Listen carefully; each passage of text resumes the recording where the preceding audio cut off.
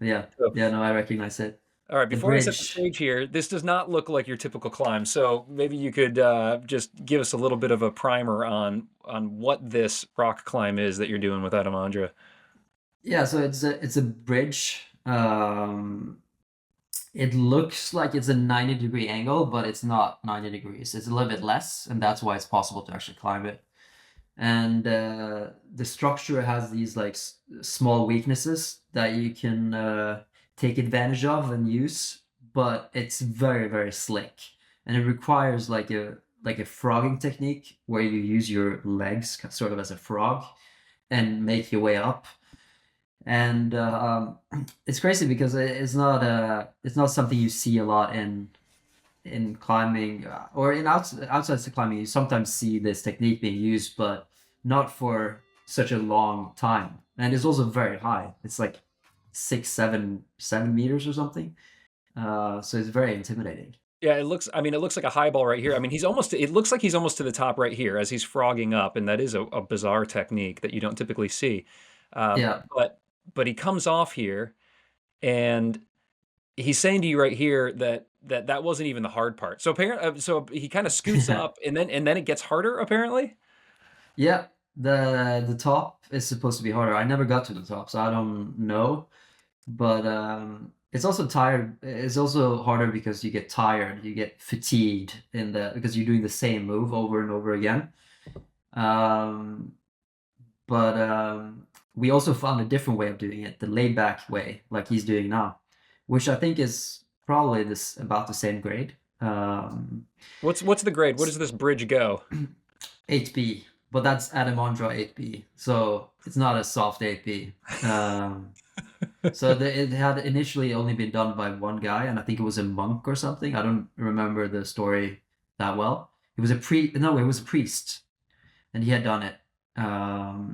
So I think it's only Adamandra and the priest who's done it. So that's They either have a, some strong priests in Czech Republic I was or gonna say, Czech, I should say. it's either Yeah, a really strong priest or he's getting some divine uplift to help him ascend into the yeah, heavens of that bridge there.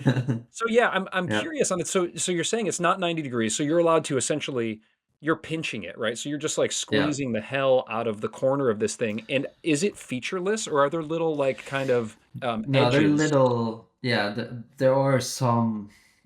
You see that what I'm holding there with my left hand. There's like a very small edge to it, but it's a lot slicker than it looks like. And I think part of the reason why this is such a like fascinating video for even people who don't climb is that it looks like it's 90 degrees. But if it was actually 90 degrees, it would definitely be impossible to climb. But this is a little bit less, but it's still like really, really hard though. So the layback technique here, this is interesting. I'm curious about what you're noticing on his technique here because it's looking like his legs are like gonna come off and oh, he's heel hooking. Yeah. I love that you're giving him a spot too. It looks like he's going to break his ankle. Yeah. All right, y'all, just a quick break here from the man, the myth, the legend, Magnus, to tell you about MagDust, or really MagDust. I've been trying this chalk out for the past 6 weeks now, and I gotta tell you, I've been loving it. It feels fantastic on my fingers, whether I'm struggling on the moon board, the set problems at the gym, or on my project out at the Red. This chalk feels great. It performs really, really well. It's at the top of so many lists of the best chalk out there. And it's really affordable. You can score yourself a bundle, cover your entire season. It's not going to break the bank.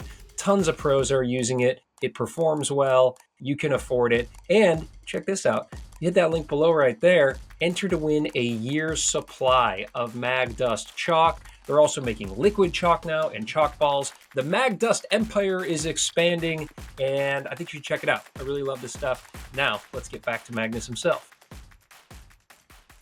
Yeah, no, So, it's all about countering that balance, because it feels like you're gonna barn door out from that position. So it's like it's so like low percentage that whole climb. But I think he almost did it that way though. he So he's did send the basically done route, it two different right? ways. Yeah, yeah, but he's only done it like this, like frogging with the frogging technique. But I think in this video he almost did it the laid back way too, but not quite. So I'm wondering if he's been back trying to repeat it with this technique, because yeah, that would be insane to climb this with 2 different techniques. I mean, the body tension that he's implementing here, because he's not holding on to a rail. I mean, he's just like basically Yeah, pushing his hands onto the corner. It's really fascinating, and I mean, you're one of the strongest climbers in the world as well, and it's like, you're getting 2 moves off the ground yeah, and coming off, and he's getting, I don't know, maybe 8, 10 moves off the ground. So it just shows yeah. like, I mean, just how Yeah, and damn it's strong. also a lot about the footwork too. Doing the small steps, trusting the feet, not doing too big steps, because you're gonna barn door out. So there's a lot of technique too that goes into this. Do you ever encounter a climb like, I mean, like, is this just like, this is just a fun, weird day out at a bridge for you guys? Or like, do you think, like, has anyone ever had to climb something like this? I think in the Peak District, for example, there's plenty of features that look kind of like this, just like a corner where you either have to lay back or frog. Where there are not so many holes, but just like you just have to use kind of the friction and structure. He's almost to the top here. So Look at this. yeah, Oh, oh, that was a huge fall. yeah. I'm also getting so nervous because like he has like the world championships. He has so many big things. What if he were to like break his ankle or something, doing something silly for a YouTube video? But he doesn't even care about that. It seems like he doesn't think consequences like that, even though he's been very like vocal about he doesn't want a free solo. That's kind of his limit. Even easier grades, he doesn't want a free solo. But to me, it's kind of crazy because a lot of the stuff that he does is like on trad and stuff seems more dangerous to me than free soloing. Um, Free soloing is just the concept is just really easy to understand. If you fall, you die. But on a lot of hard trad climbs, there's also like maybe like a 50% chance that you die if you fall, but there's also like a much higher percentage that you actually fall. So in the end, it's more dangerous than a free solo. Right. So and he's done a lot of like sketchy stuff when it comes to trad climbing. So Well, it seems like he gets so psyched on climbing. It's kind of harkens back to what you were saying, where like he'll just go to a gym and try hard on a 6C or whatever it may be. yeah, He's it doesn't seem like he's too worried about falling on this pad and these kinds of things, because as soon as he pulls onto this ugly bridge, he's just like, it might as well be, some iconic, it might as well be bibliography or Action Direct or something like that. Like, it seems like he takes it as seriously and tries as hard on this as yeah. he's doing on his other climbs. Yeah, no, he does definitely. Like with whatever he's trying, he tries really hard, always, and I think that's the main reason why he's as good as he is. Yeah, I think this is the one where he almost sends. This is not a short bridge. No, it's a big bridge. Oh my gosh. Oh, Yeah, that made me nervous.